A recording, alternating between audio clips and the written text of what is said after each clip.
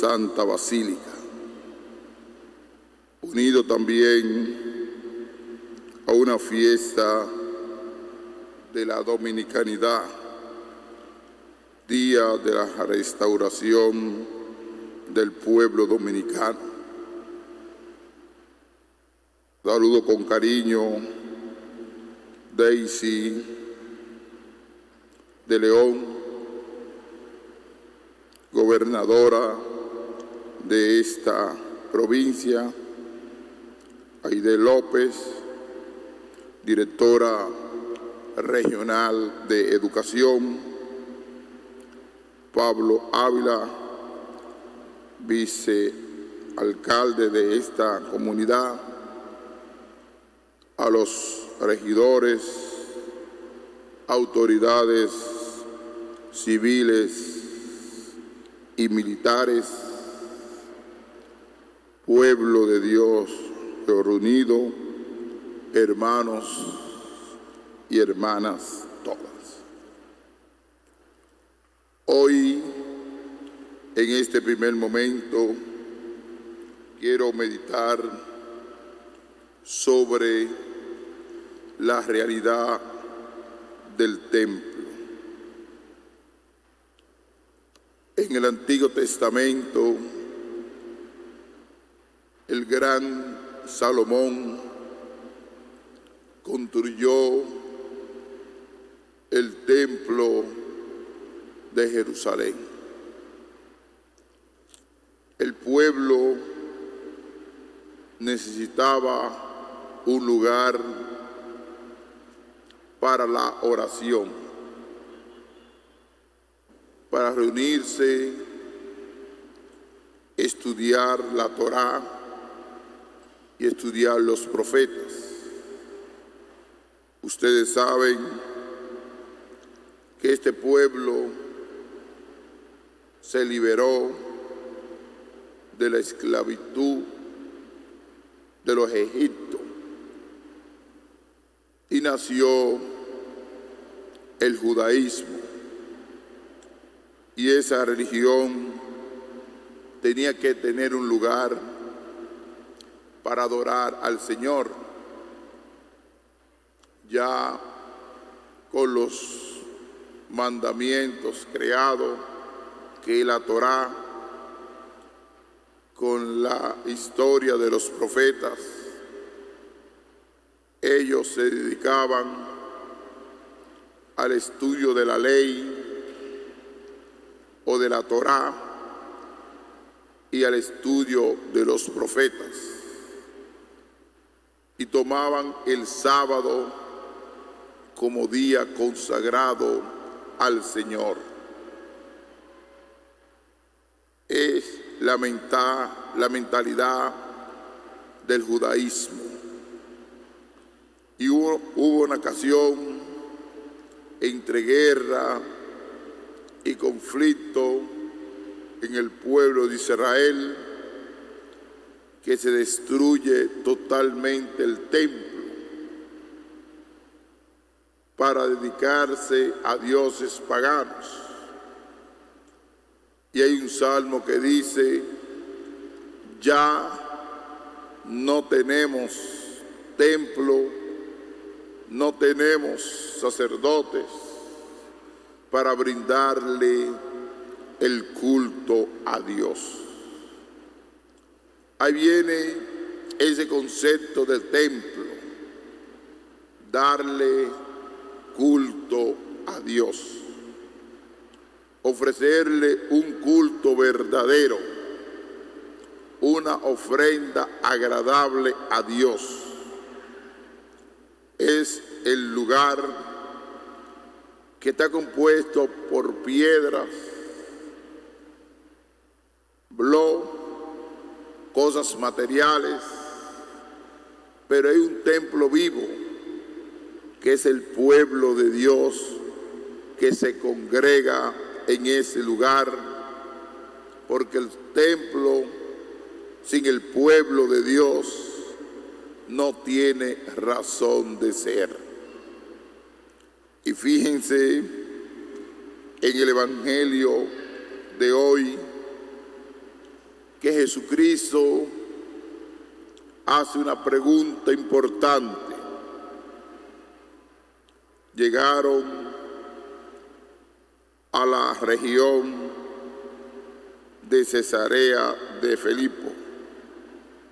Cesarea de Filipo era una ciudad muy rica, tenía mucho poder y era una ciudad muy bella.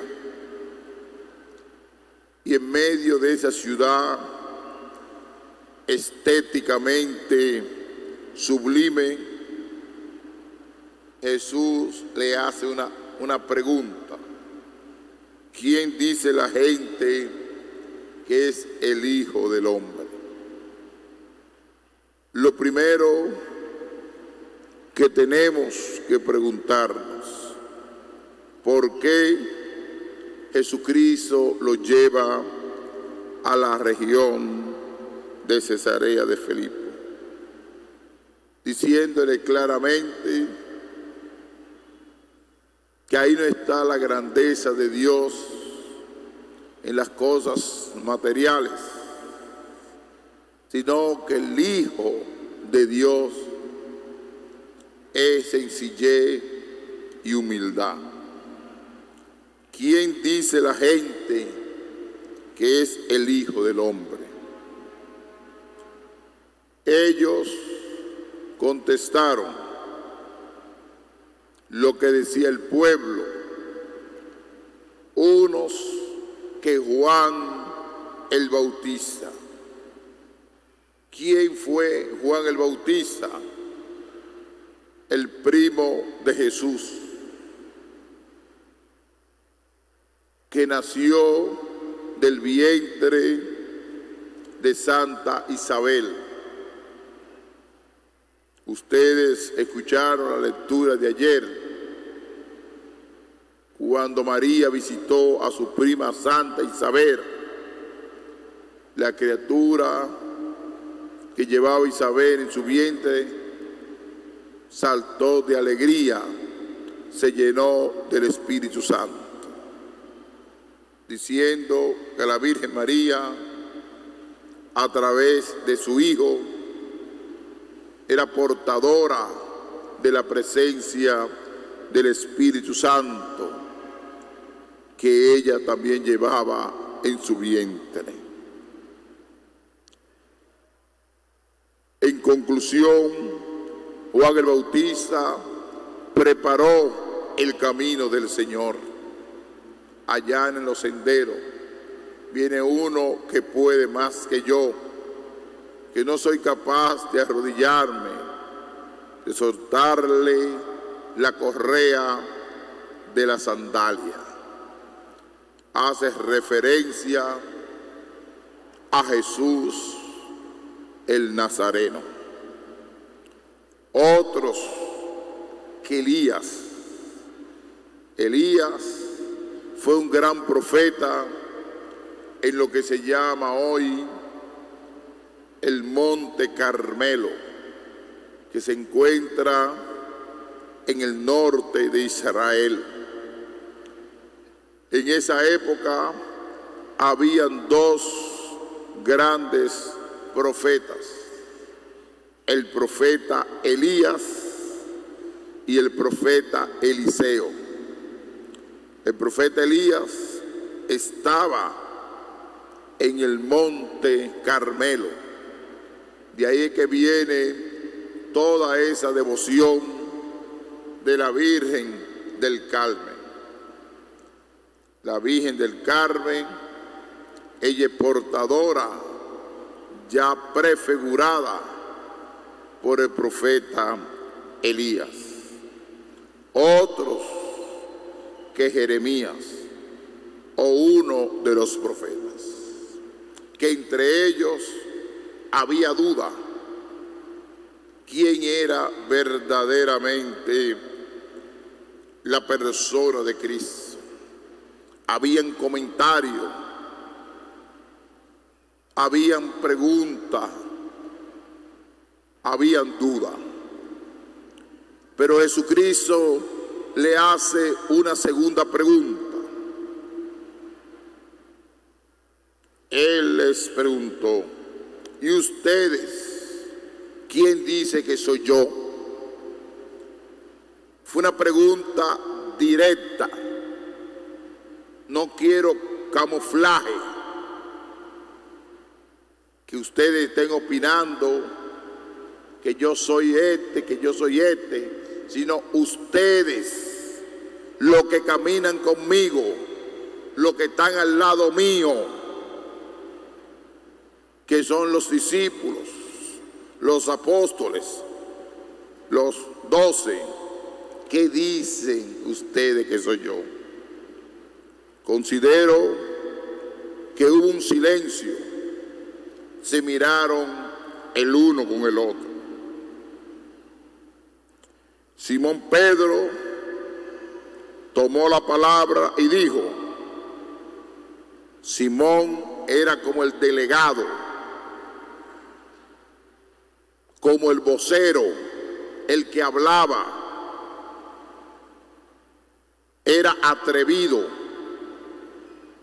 y le dijo al maestro: tú eres el Mesías, el Hijo del Dios vivo.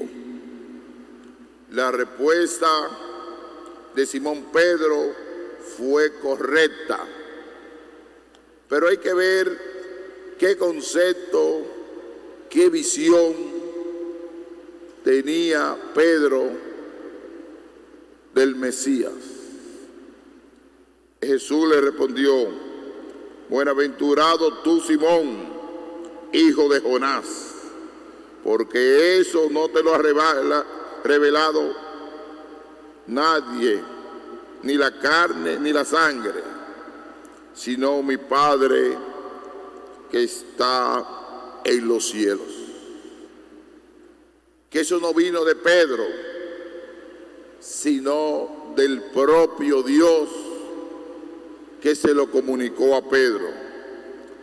Y por esa respuesta tan sensata, tan clara, tan motivadora, que tenía claro quién era el Mesías,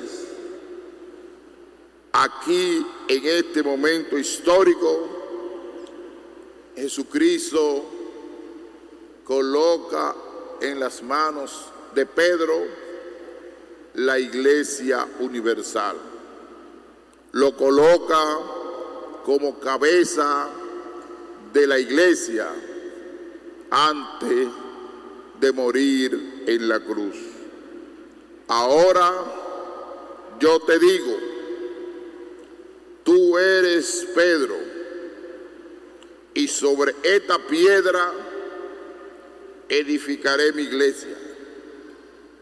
Fíjense que relaciona el nombre de Pedro con una piedra. Y aparece la palabra iglesia.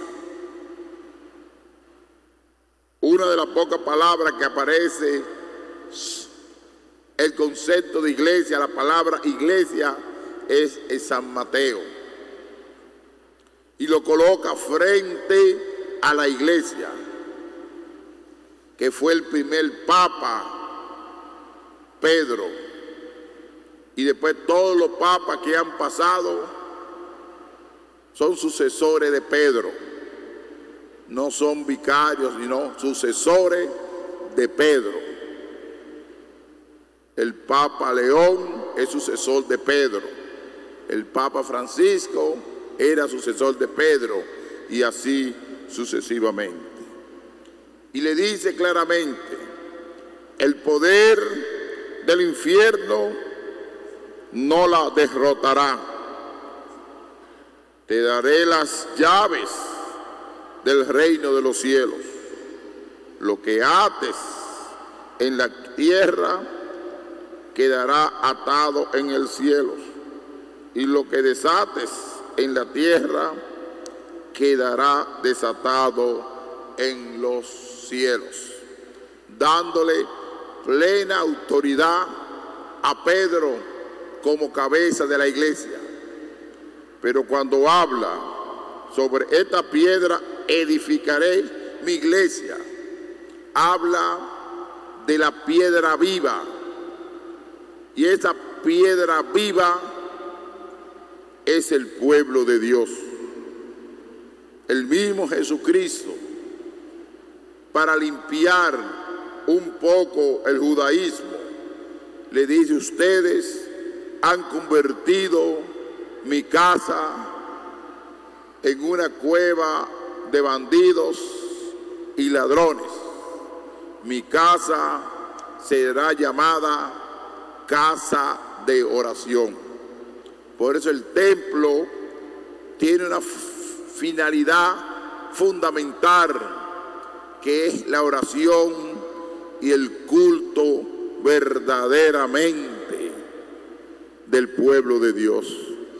Pero Jesucristo dice algo más profundo: ustedes son templo del Espíritu Santo.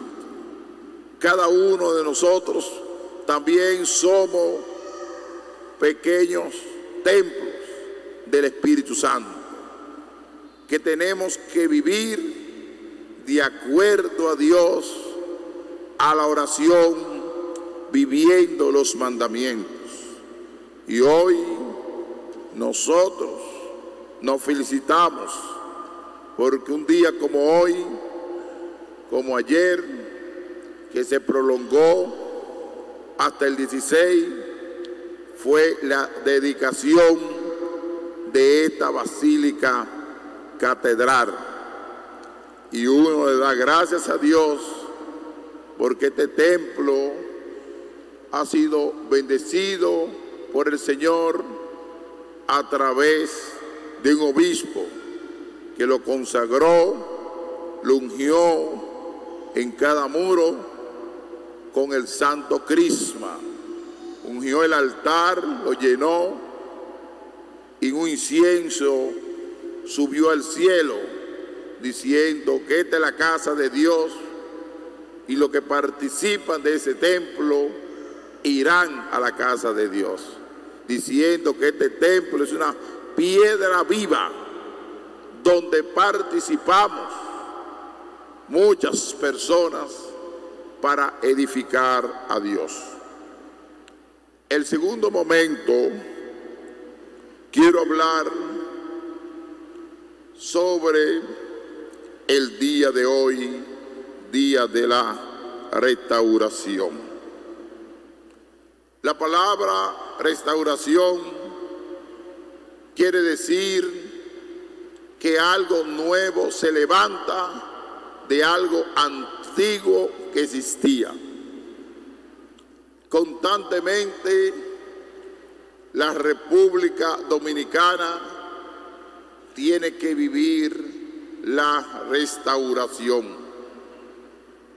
Restaurarse significa lo novedoso, lo nuevo frente a la realidad del mundo de hoy.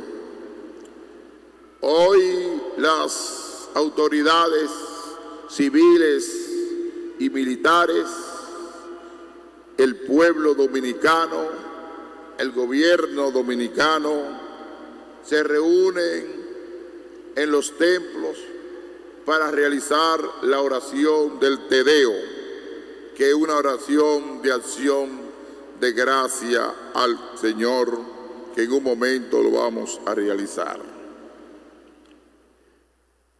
Ahora caigo aquí en Higüey. Las autoridades nuestras han asumido un compromiso muy serio con Higüey. Cada persona, la alcaldesa, la gobernadora, el campo educativo, campo cultural, han dado prioridades, han dedicado tiempo para esta comunidad. Pero también necesitamos de los emprendedores de esta ciudad noble de Higüey. Me refiero a aquellos que tienen facilidades económicas. Fíjense, no bastan que las autoridades hagan el esfuerzo. Aquí en Higüey vienen miles de personas a visitar este santuario. Y la queja que tienen es que no hay un lugar a veces donde comer. Una ciudad tan grande, tan numerosa, y comiendo con ese solo elemento. 2 o 3 restaurantes que se llenan con una sola visita de 4 minibuses. Entonces, tenemos la vía sacra. La vía sacra es un lugar de caminar, pero no hemos tomado conciencia, y se lo repito, de esa grandeza de la vía sacra. Si uno va al mediodía, encuentra carro de lado y lado, y la vía sacra debe ser un lugar donde los turistas, los visitantes, visiten ese lugar. Yo sé que el tránsito en Higüey es difícil, pero la inversión de ese lugar me está dando pena y tristeza, porque los vehículos, a veces pesados, autobuses, inclusive he observado camiones que pasan por la vía sacra. Tenemos que valorar eso, queridos higüeyanos. Ustedes tienen que amar la iglesia junto con las autoridades civiles, y más la iglesia, porque esto hay que decirlo. Colocamos alma y cuerpo para que eso tuviera ahí la vía sacra. Que la iglesia simplemente le damos el apoyo moral, porque eso es de gestión pública. ¿Qué quiere decir de gestión pública? Que aquí entran el ayuntamiento, la alcaldía, la gobernación y todo lo que tiene que ver con el gobierno, porque yo no soy dueño de ese pedazo de tierra. Lo mío comienza ahí en la puerta de la basílica. Y no ver cámara de seguridad, eso es penoso. Aquí aproximadamente en la basílica hay más de 125 cámaras por todos los lugares. El que se da y se jala un cabello, nosotros lo observamos. Tenemos bastante cámaras constantes observando el que entra y el que sale en la basílica, para mantener seguridad en la basílica.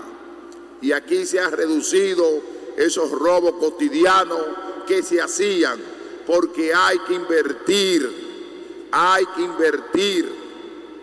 y nosotros como iglesia hicimos el esfuerzo y le hemos entregado el Ministerio de Turismo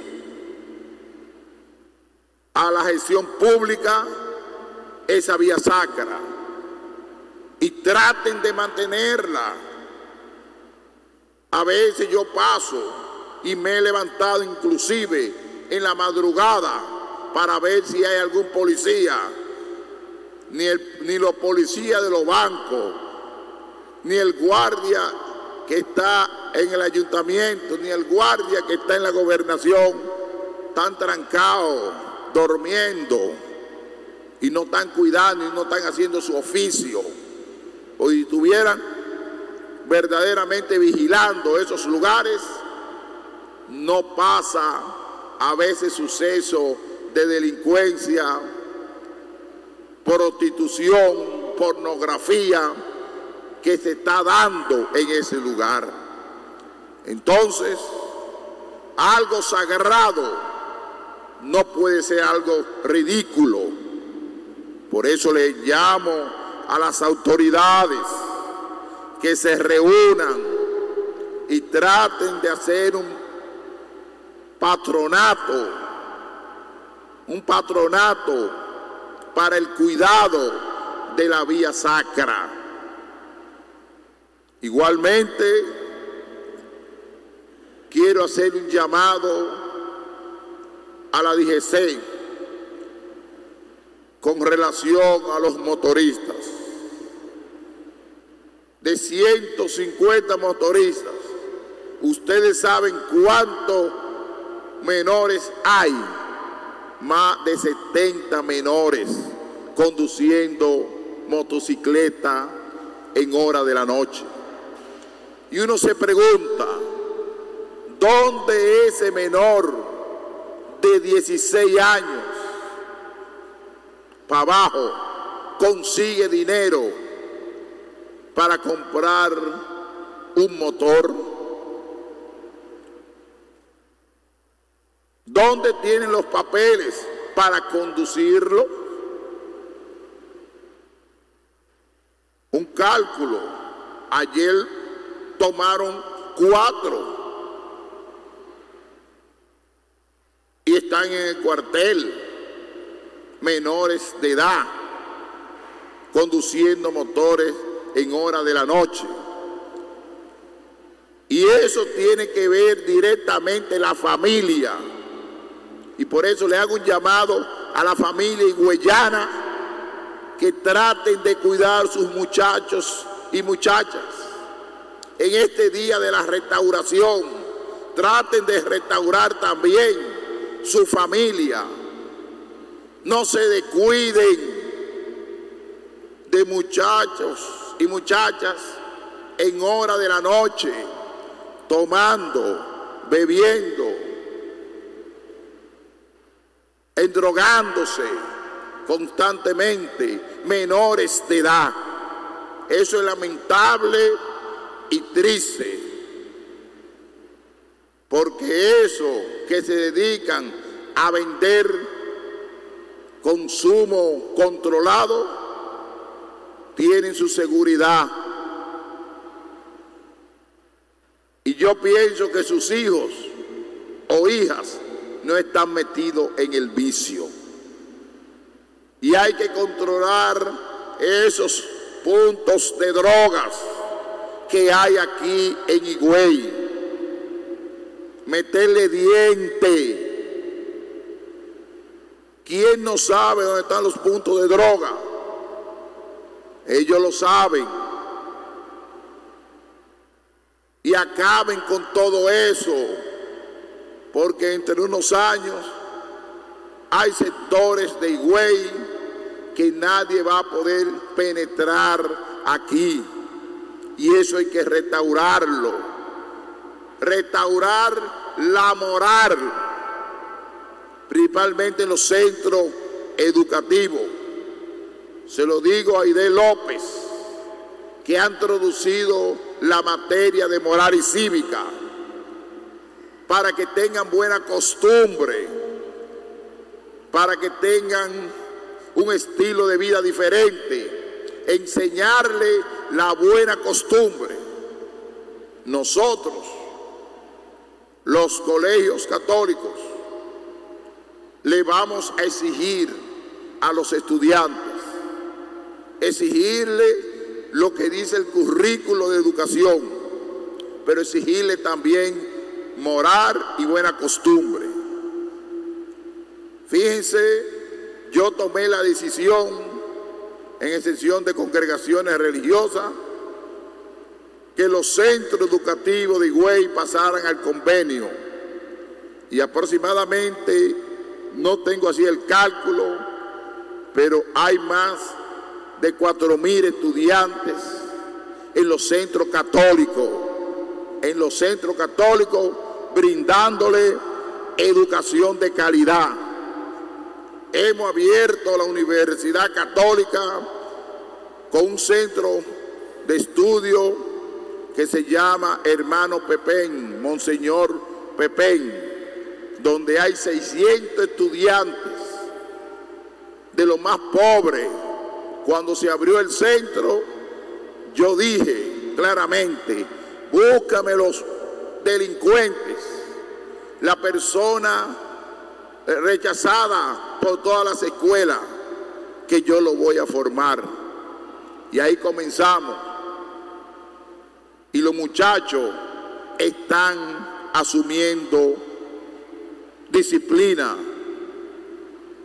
Y es un colegio, una escuela pública disciplinada.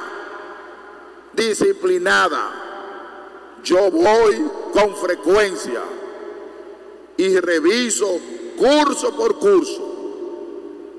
Le reviso las uñas, hasta los cabellos. No lo saco, porque la educación no se pueden sacar a los estudiantes.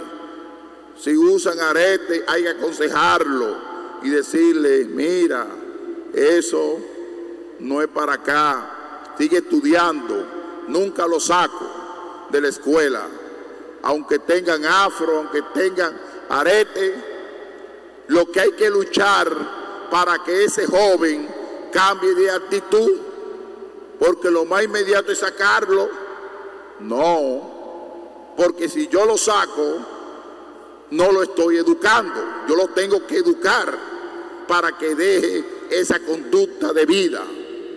Así que nosotros, los colegios católicos, queremos promover la moral, la ética, el comportamiento, y todos los directores, así pasa en la Romana, en el Ceibo, que queremos brindarle educación. Y he abierto todos los colegios católicos al sector público, comenzando por Miche, el Ceibo, la Romana, y aquí el último fue el Colegio de las Hermanas del Monte Carmelo, donde estudiaban los ricos de la Romana. Y le dije: hermana, abran este colegio al público, que estudien los pobres, los ricos. Aquí Juan 23 estudian los pobres y los ricos, es público también. Es decir, que nosotros no hacemos diferencia de clases sociales. Lo importante es que tengan el deseo de estudiar. Ojalá que nos amplíen más cursos, que nos construyan más cursos para acoger a los pobres y sencillos de este pueblo, que merecen educación de calidad. Último momento, por favor, higüeyanos, desarrollen este pueblo, inviertan en comercio, no dejen que se vaya de las manos, que vengan foráneos a hacernos cosas aquí. Ustedes son ateros, no basta tener vaca y becerro y toro. Hay que tener procesador de carne, de queso, de dulce, para que este pueblo sea productivo. No tener solamente 3 restaurantes, sino varios. Inviertan, porque cuando un pueblo invierte, crece. Aunque se me pongan bravos los higüeyanos, que se pongan bravos. Mire cómo ha crecido Punta Cana, Bávaro, y toda esa zona, y toda esa tierra era de los higüeyanos. y se lo han comprado, y mire cómo ha desarrollado esa zona. Y nosotros, que es la Altagracia, la provincia de la Altagracia, tenemos que desarrollar esta porción de tierra. Lo va a desarrollar un humilde, un pobre que gana 15,000 pesos, 12,000 pesos. No, son ustedes. Sean creativos, pongan ese dinero a moverse, porque ahorita se mueren, lo colocan en una caja, se lo llevan para el cielo y dejan todo ese dinero multiplicado con lío de la familia y problemas de herencia. Pero si dejan una familia organizada, una familia empresarial, el pueblo puede cambiar. Inviertan, por favor. No sean pesimistas. No solamente hierba, ni vaca, ni toro, ni becerro. Hay algo más. Ya es importante todo eso, pero hay que industrializar Higüey. Y ustedes tienen la inteligencia, la capacidad, porque los higüeyanos son inteligentes y tienen ahorro, porque el que ahorra es porque es inteligente. El que tiene dinero es porque es inteligente, porque ha ahorrado. Pero no basta el ahorro, hay que ser emprendedor, hay que ser desarrollista, hay que abrir camino.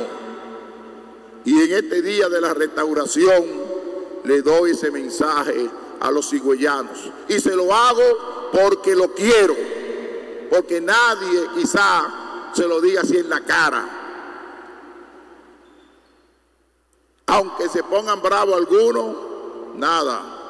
Yo tengo el cuerpo muy grande y eso yo no le hago caso a cualquier crítica.